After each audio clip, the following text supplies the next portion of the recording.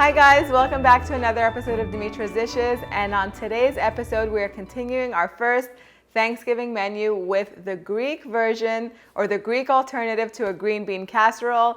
I'm going to show you how to make fasolakia me patatas. That all translates to green beans that are going to be braised with potatoes in a nice, rich, and also light tomato sauce. The whole thing is delicious. The whole thing is made in a pot. You just put everything in there, a few steps, and then you just let it simmer and braise until you're going to be left with perfectly cooked, tender green beans, potatoes that melt in your mouth, and in a nice aromatic tomato sauce. Let's go over the ingredients so we can start. We're going to need some canned tomatoes that have been pureed. You can not puree them if you like your tomatoes chunky, but we like our sauce to be smooth. Some olive oil, feta cheese, which is optional. We're going to need an onion that has been finely chopped with some garlic cloves, potatoes that have been cut up into chunks. I have some vegetable broth here. You can use water instead.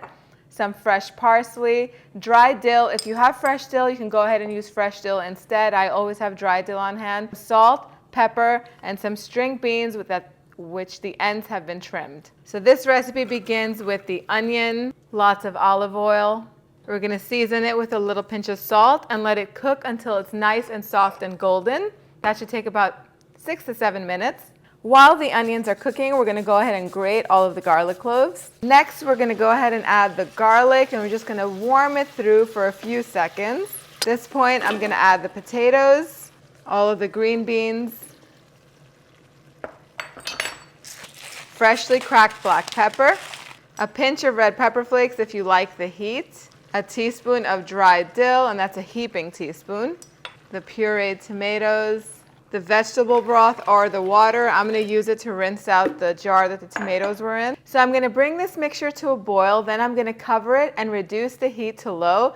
Let it cook on low heat for 30 minutes. Then I'm going to remove the lid, increase the heat to high, give everything a nice mix, and I'm going to let it cook on high for about 15 minutes until the sauce thickens and the beans and the potatoes are nice and tender. After the beans and potatoes sit for a little while, the sauce is going to absorb into the potatoes and it's going to thicken even more.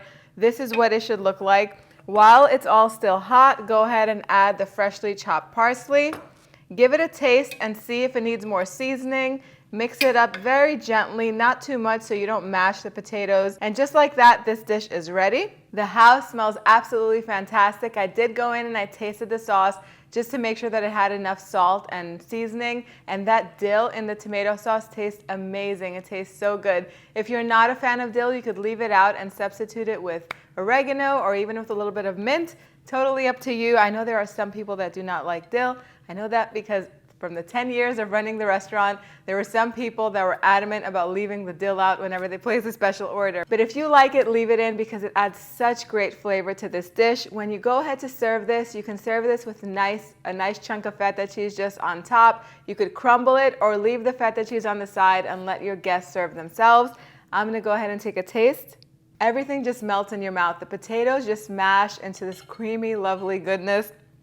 The sauce is perfect. It's hearty, but it's so flavorful. The green beans are nice and soft. They've retained their shape and they've not fallen apart. Just make sure not to overcook them. After 15 minutes of cooking it on high, it's going to look like there's a lot of liquid left in the pot, and it's not going to look like it's thickened too much, but as it sits, the potatoes and the beans absorb the sauce and it thickens just the right consistency.